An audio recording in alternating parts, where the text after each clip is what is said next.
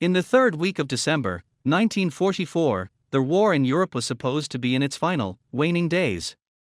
The Allies, having broken out of Normandy and liberated Paris, were pushing toward the German border with a sense of gathering inevitability. The German army, in the eyes of Allied intelligence, was a beaten, disorganized force, retreating in chaos. This perception was a catastrophic illusion. From the dense, fog-shrouded forests of the Ardennes, a place Allied planners considered a ghost front, unsuitable for a major offensive, the last great blitzkrieg of the German Wehrmacht erupted with terrifying fury. Operation Watm Rhine, Watch on the Rhine, was Adolf Hitler's desperate, all-or-nothing gamble to split the Allied armies, recapture the vital port of Antwerp, and force a negotiated peace.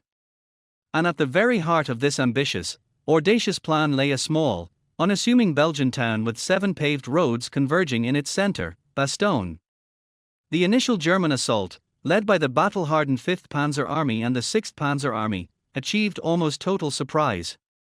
Under the cover of perpetually bad weather that grounded the dominant Allied air forces, German infantry and armor, including the new, massive King Tiger tanks, poured through the weakly held American lines.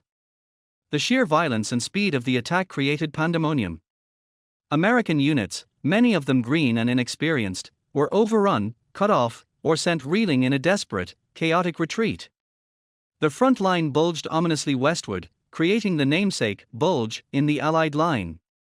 In this maelstrom of confusion and defeat, the German spearheads drove relentlessly westward. Their objectives were the Meuse River bridges and, beyond them, Antwerp. But to sustain the momentum of a blitzkrieg, the attacking forces required a constant flow of fuel, ammunition, and reinforcements. All of the major roads necessary for this logistical lifeblood in the central Ardennes ran directly through their hub of Bastogne. For the German commanders, Bastogne was a tactical nuisance, a roadblock to be brushed aside by their advancing panzer divisions. They did not anticipate a significant fight. Their intelligence suggested the town was lightly held, if at all. They expected to capture it in a matter of hours, a brief pause in their headlong rush to the Meuse. This arrogant underestimation of American resolve would prove to be one of the most critical miscalculations of the entire war. As the German tide advanced, the Allied high command, reeling from the shock, began to piece together a response. The only strategic reserves available were the Airborne Divisions, resting and refitting in France after the brutal Operation Market Garden. One of these was the 101st Airborne Division, their Screaming Eagles. The response was a masterpiece of military improvisation under extreme pressure. On December 17 and 18, the 101st, under the command of Brigadier General Anthony McAuliffe, in the temporary absence of General Maxwell Taylor, was ordered to race to Bastogne. There was no time for careful planning or detailed intelligence. The order was simple: get there. In a frantic, chaotic movement, the paratroopers were loaded onto trucks and driven northward into the heart of the storm. They traveled through freezing rain and snow, passing streams of retreating soldiers and terrified civilians, a stark visual contrast between defeat and the hope of reinforcement. They arrived in Bastogne piecemeal, between December 18 and 19, just hours ahead of the leading elements of the German army. What they found was a scene of impending siege. The town was filled with the flotsam of a broken front, scattered units, re-echelon troops, and military police. There was no continuous defensive line. McAuliffe and his staff had to immediately create one. They quickly deployed their regiments in a loose, horseshoe-shaped perimeter around the town. The 501st, 506th, and 502nd Parachute Infantry Regiments, along with supporting elements from crippled armored and artillery units, were assigned key villages and wooded heights overlooking the main German avenues of approach. They dug foxholes into the frozen, rock-hard earth, their breath misting in the bitterly cold air. They were short on everything: winter clothing, ammunition, medical supplies, and most critically, heavy anti-tank weapons. They were paratroopers, light infantry, and they were now being asked to stop panzer divisions. By December 20, the trap was fully sprung. The German vanguard, elements of the XLVII Panzer Corps, had fully surrounded Bastogne. The last paved road into the town was cut. The 101st Airborne and the attached units, now collectively designated Team Snafu by the grimly humorous GIs, were completely encircled. They were outnumbered, outgunned, and cut off from all support. The weather had closed in completely, making aerial resupply or close air support impossible. To the German commanders looking in, the situation in Bastogne was hopeless. They had caught a significant American force in a perfect kettle, a Kesselschlacht, cauldron battle, the classic German tactic of encirclement and annihilation. They saw not the determined defenders, but a trapped, doomed enemy, a mere obstacle on their road to victory. They prepared to deliver an ultimatum, confident that the Americans, seeing the futility of their position, would have no choice but to lay down their arms. The stage was set for one of the most defiant moments in American military history, and for a desperate race against time being undertaken from the south. The morning of December 22, 1944, dawned cold and grey over the besieged perimeter of Bastogne. A thick, freezing fog clung to the pine forests and snow-covered fields, adding an eerie silence to the tense anticipation of the defenders. The men of the 101st Airborne were exhausted, cold, and running critically low on medical supplies, artillery shells, and ammunition. They had been under constant attack for days, beating back German probes with rifle fire, machine guns, and sheer determination. It was in this atmosphere of grim endurance that a strange procession emerged from the German lines near the village of Riemoy-Fosse. Four figures approached the American outposts, 2 German officers and 2 enlisted men, one of whom carried a large, white flag. The group was led by Lieutenant Helmuth Heinke of the Panzer Division. After being blindfolded, they were taken to the command post of the 2nd Battalion, 327th Glider Infantry, and eventually to the headquarters of the 101st Airborne Division, located in the basement of a Belgian barracks in the town centre. The atmosphere was tense, a mixture of curiosity and suspicion. The Germans were polite, even professional. They presented a typed document, addressed to the USA commander of the encircled town of Bastogne. It was an ultimatum, written in imperfect but clear English, and it was signed by the commanding general of the XLVII Panzer Corps, Heinrich Freiherr von Luttwitz. Their message was a masterpiece of psychological warfare, blending threats with a veneer of chivalry. It opened with a stark acknowledgement of the American situation: the fortune of war is changing. This time the USA forces in and near Bastogne have been encircled by strong German armored units. It went on to catalogue the German forces surrounding the town, a not-so-subtle reminder of the overwhelming firepower poised to destroy them. It mentioned the capture of the American-occupied town of Schonberg and the crossing of the Aure River, further west, signaling that the noose was tightening and that no relief was coming. The core of the message was its brutal, binary choice: there is only one possibility to save the encircled USA troops from total annihilation, that is the honorable surrender of the encircled town. It gave the American commander 2 hours to comply. The consequence of refusal was delivered with chilling finality: if this proposal should be rejected, 1 German artillery corps and 6 heavy A battalions are ready to annihilate the USA troops in and near Bastogne. All the serious civilian losses caused by this artillery fire would not correspond with the well-known American humanity. The order ended with the time, 1:50 p.m., and the place, Leuterboys.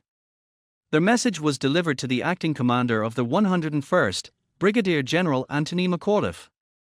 When his aide, Lieutenant Colonel Ned Moore, informed him that the Germans had demanded a surrender, McAuliffe, who had been asleep for a few precious moments, initially scoffed, "Or, nuts." He then read the document himself. His initial, off-the-cuff reaction perfectly captured the defiant spirit of his beleaguered command. He tossed the paper on the floor and declared, "A surrender. Or, nuts." He turned to his staff and said they needed to formulate a reply.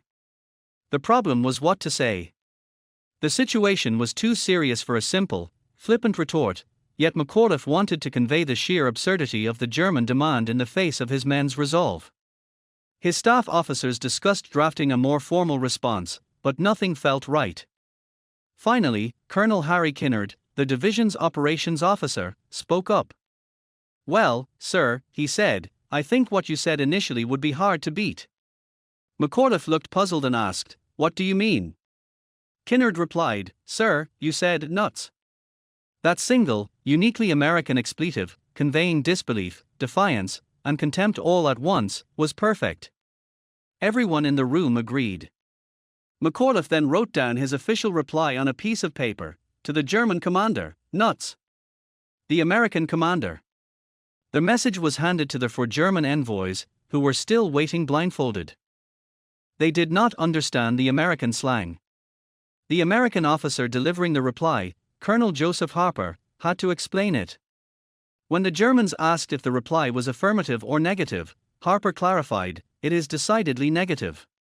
It means, go to hell." As the German party was led back to their lines, Harper, standing at the American perimeter, turned and shouted after them, "I hope you have better luck than you did at Normandy." The impact of McAuliffe's one-word reply was electric.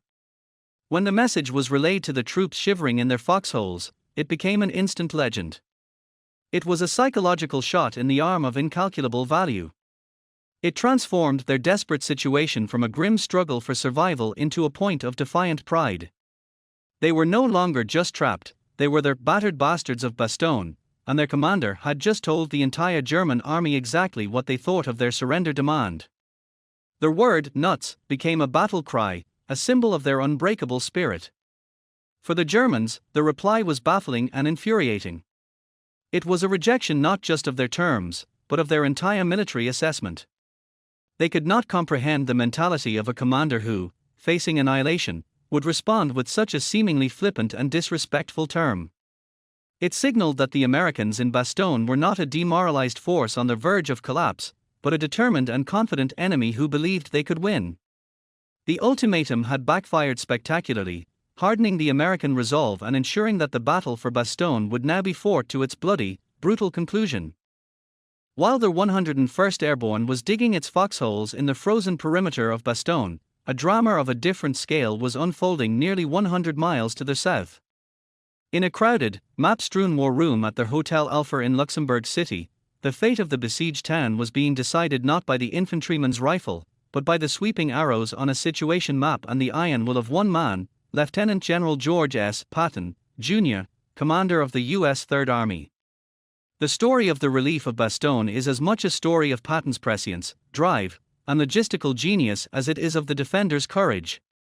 It was a monumental pivot, an impossible race, that would become one of the most celebrated operational maneuvers in American military history. The conference, held on the morning of December 19, has become the stuff of legend. Present were General Dwight D. Eisenhower, the Supreme Allied Commander, General Omar Bradley, commander of the 12th Army Group, and Patton, among other senior officers. The atmosphere was grim.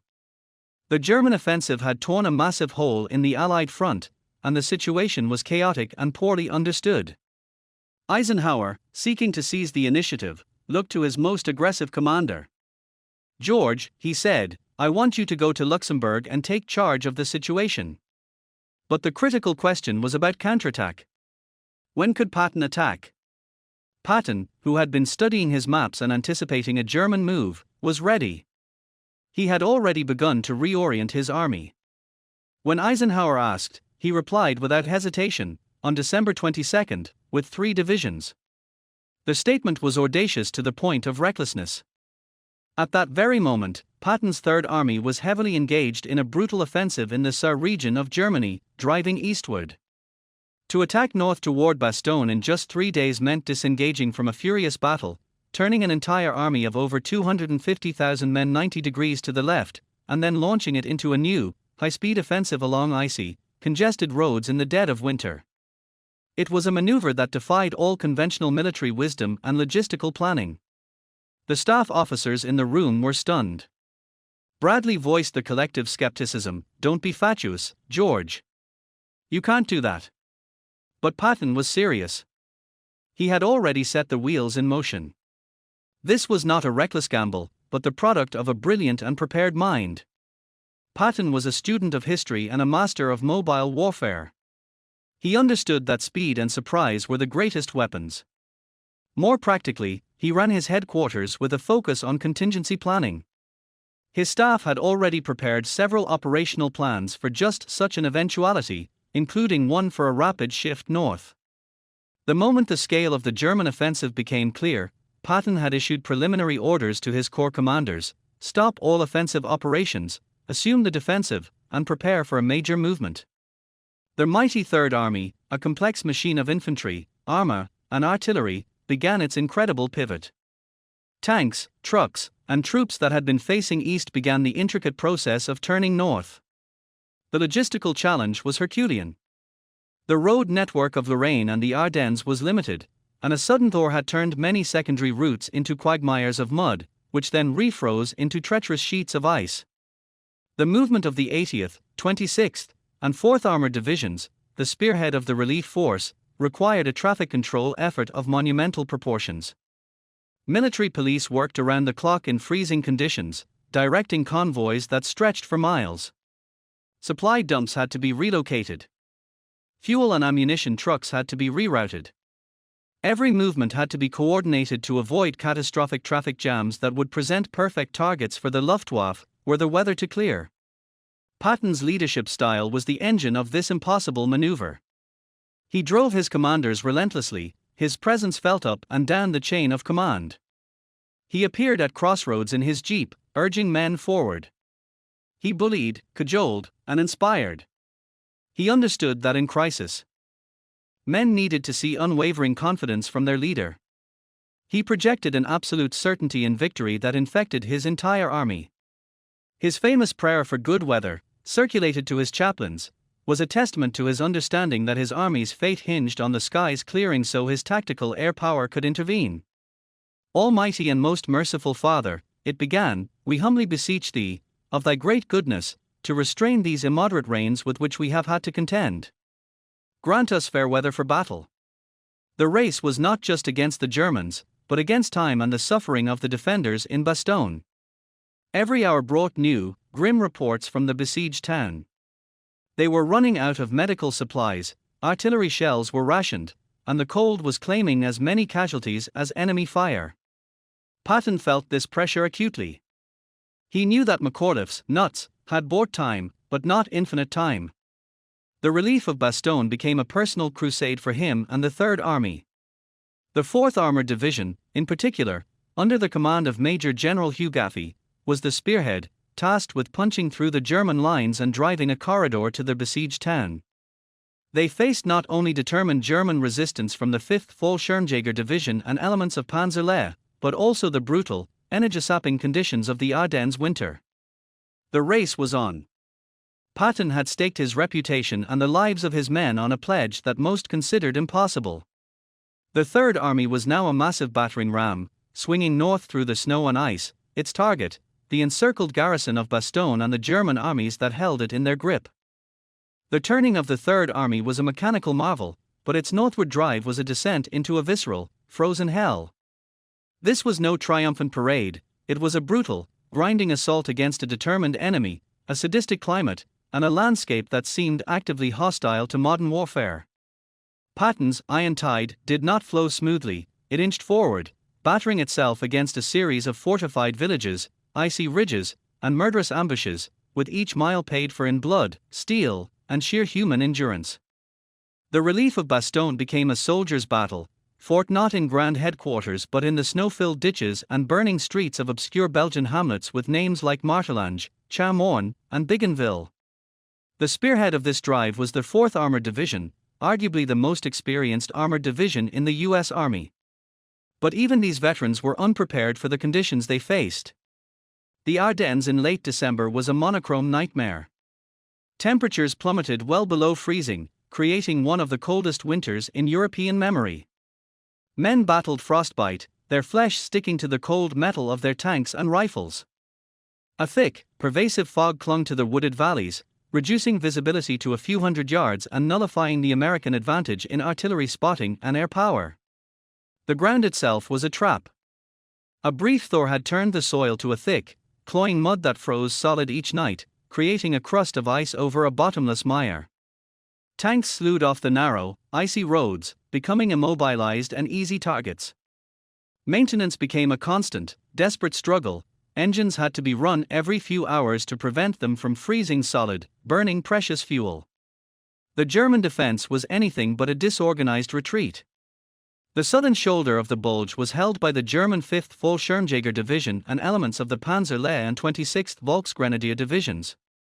These were not the beaten men of the autumn, they were elite, motivated troops, many of them fanatical young paratroopers commanded by veteran Eastern Front officers. They fought with a cunning ferocity, using the terrain to maximum advantage. They did not present a solid line to be broken, instead, they created a defense in depth, a series of strongpoints in every village and wood line. Each hamlet was a fortress, its stone houses fortified with machine guns and panzerfausts. The narrow, tree-lined roads became perfect killing zones for ambushes. German soldiers, camouflaged in white snow smocks, would let the American point vehicles pass before emerging from the woods to attack the softer support vehicles in the column with deadly panzerfausts, then melting back into the forest. The American advance became a grueling, yard-by-yard process of reducing these strong points. It was a combined arms fight where infantry, armor, and artillery had to work in perfect sync to survive. The standard tactic was brutal and effective. U.S. artillery would plaster a village, followed by a coordinated assault. Sherman tanks would provide direct fire support, blasting holes in the sturdy stone houses, while infantrymen, often riding on the decks of the tanks, would dismount and clear the buildings in vicious, room-to-room fighting. The cost was high. The Sherman tanks, nicknamed Ronsons for their tendency to ignite, were horrifically vulnerable to the German Panzerfausts and the high-velocity guns of the few Panther tanks and Jagdpanzer tank destroyers they encountered. The casualty lists grew longer with each village secured. Commanders led from the front, sharing the extreme dangers with their men. The aggressive spirit Patton demanded filtered down to the company and platoon level. Young lieutenants and sergeants made critical, split-second decisions that determined the success or failure of an attack. One such officer was Lieutenant Colonel Creighton Abrams, commander of the 37th Tank Battalion. A hard-charging, brilliant tactician, Abrams, whose name would later grace the U.S. Army's main battle tank, became the personification of the 4th Armored Division's relentless drive.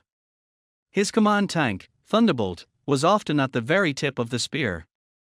Its 76mm gun engaging enemy positions at point-blank range. Yet, for all their courage and skill, the advance was agonizingly slow. The distance from the start line at Ardennes to Bastogne was less than 30 miles, but each mile was a world of pain. Reports filtering back from the besieged 101st spoke of dwindling medical supplies, of surgeons operating without anesthesia, of artillery shells being rationed to a few rounds per gun per day. The men of the 4th Armored knew they were in a race against a human clock. The pressure from Patton was immense, transmitted through the chain of command in terse, demanding messages. He wanted results, and he wanted them now. The drive north became a series of brutal, interconnected battles. The 26th Infantry Division fought a savage battle to secure the left flank, while the 80th Division battled on the right. But all eyes were on the 4th Armored, pushing straight up the Ardennes highway toward Bastogne. They fought at Assenoy, at Cibret, and at Clochemont. The landscape was a continuous, rolling series of ridges and valleys, each one held by the enemy. Their iron tide was not a wave, but a slow, relentless hammer, beating against the German anvil. The men were exhausted, pushed to the absolute limits of human endurance. They fought in a frozen, white hell, driven by the knowledge that just a few miles ahead, their countrymen were making a last, desperate stand.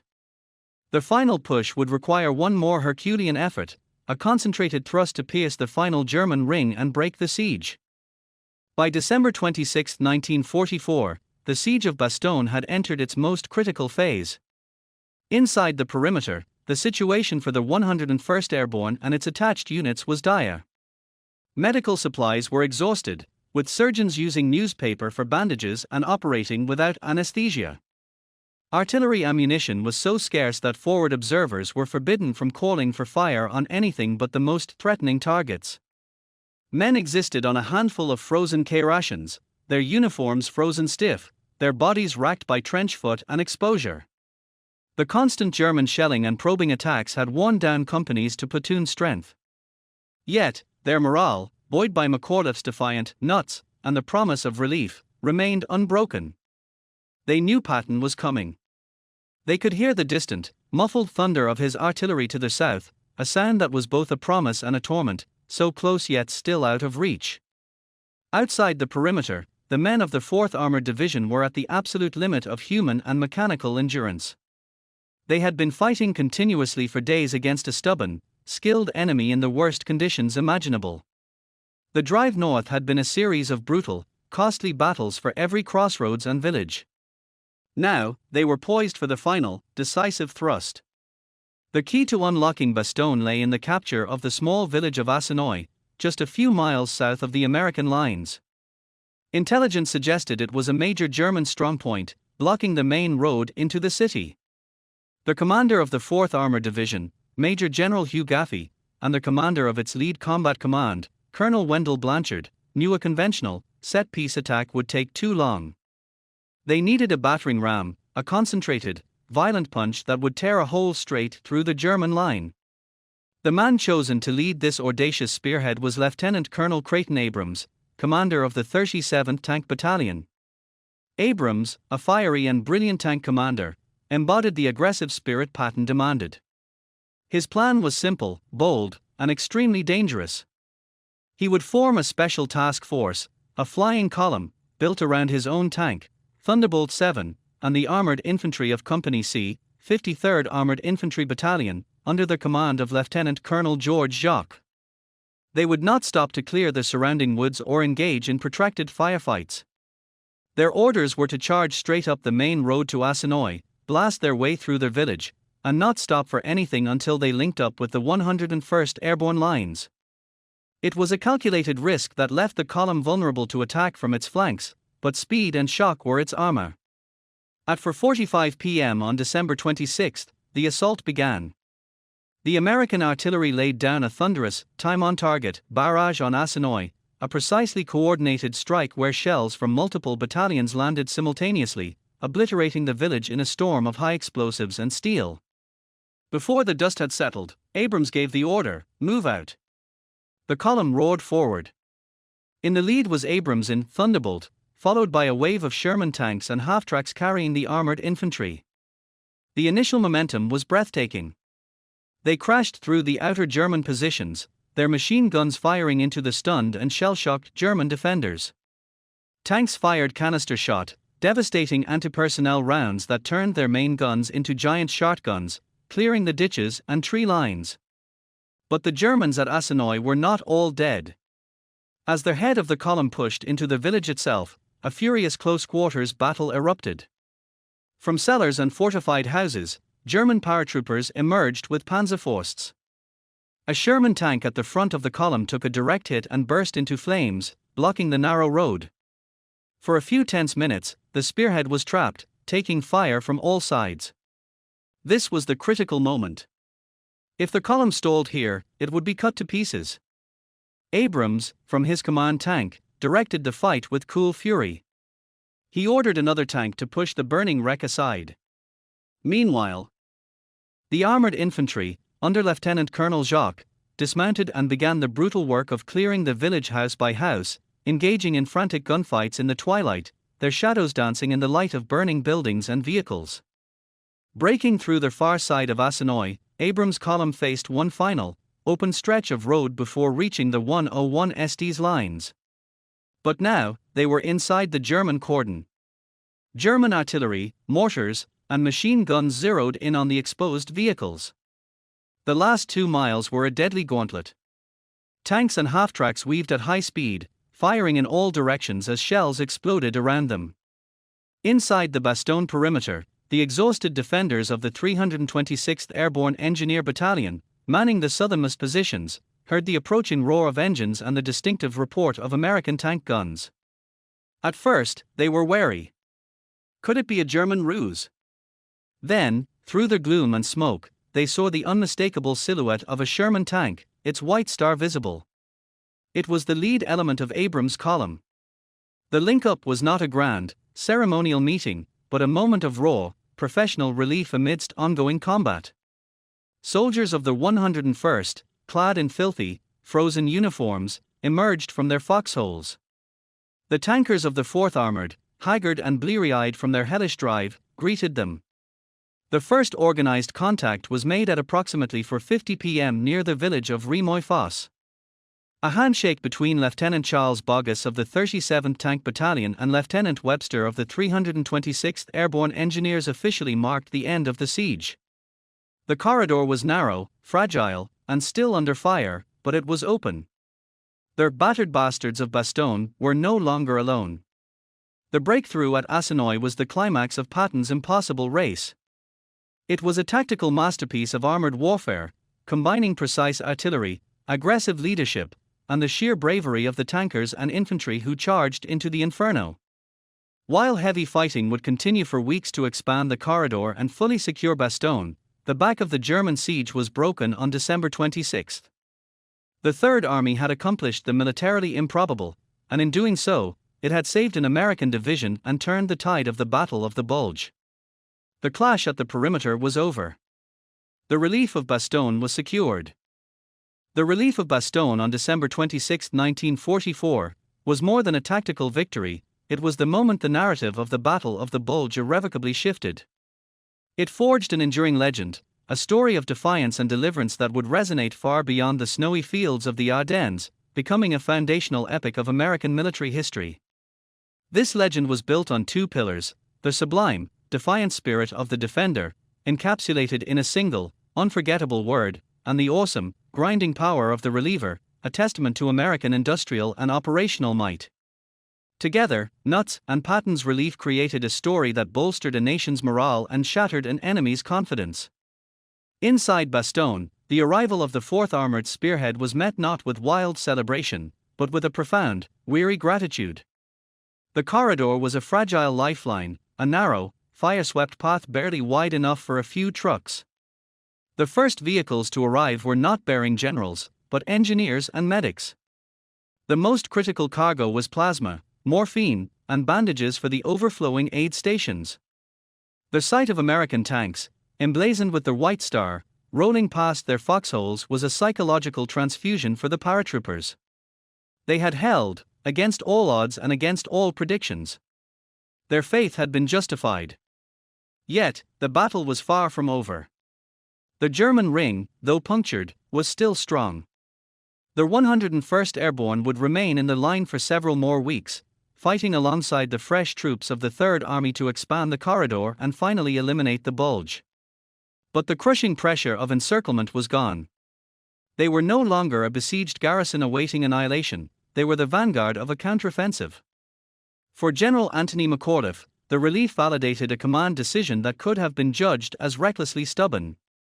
His one-word reply to the German surrender ultimatum, born from frustration and a touch of humor, had been a monumental gamble.